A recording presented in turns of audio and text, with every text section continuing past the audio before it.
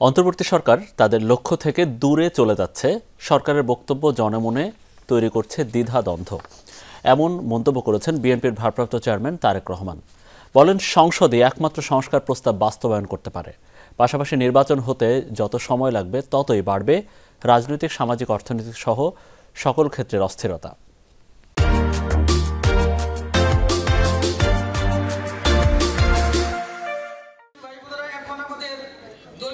৩১ দফা নিয়ে ধারাবাহিক কর্মসূচির অংশ হিসেবে পেশাজীবীদের সাথে কর্মশালা শুরু করেছে বিএনপি। ঢাকা বার অ্যাসোসিয়েশনে আইনজীবীদের কাছে তুলে ধরা হয় আগামীর বাংলাদেশ নিয়ে বিএনপির পরিকল্পনা।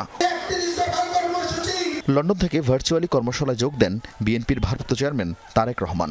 জানান, তাদের ঘোষিত ৩১ দফায় দেশের বিশাল জনগোষ্ঠীর সমর্থন রয়েছে। সরকারি ৬ কমিশনের সুপারিশের সাথেও তাদের বড় পার্থক্য নেই।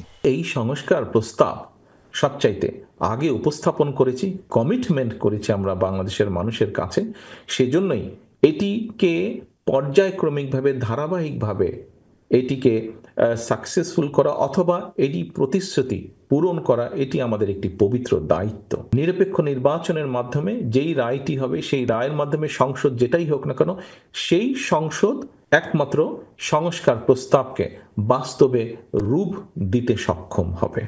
স্থানীয় নাকি জাতীয় নির্বাচন, এমন আলোচনার সমালোচনা করে তারেক রহমান বলেন, চারপাশের অস্থিরতার মাঝে সরকারে থাকা কয়েকজনের বক্তব্য জনমনে দ্বিধা দ্বন্দ্ব তৈরি করছে। সরকারের বিভিন্ন ব্যক্তির বিভিন্ন কথাবার্তা থেকে আমাদের কাছে মনে হচ্ছে তারা, এবং বিভিন্ন ব্যক্তির আলোচনা থেকেও ফুটে উঠছে যে তারা সম্ভবত তাদের লক্ষ্য থেকে কিছুটা হলেও বিচ্যুত হচ্ছেন ক্ষেত্র বিশেষে, এবং বিভিন্ন স্টেটমেন্ট থেকে, বিভিন্ন ব্যক্তির বিভিন্ন স্টেটমেন্ট থেকে বিভিন্ন রকম কনফিউশনের তৈরি হচ্ছে। এই অস্থিরতার কারণে প্রত্যেকটি দেশের প্রত্যেকটি মানুষ সমস্যার সম্মুখীন হবে। বিএনপির শীর্ষ নেতা মনে করেন, রাজনৈতিক অস্থিরতা থাকলে কোনো সংস্কারই সফল হবে না।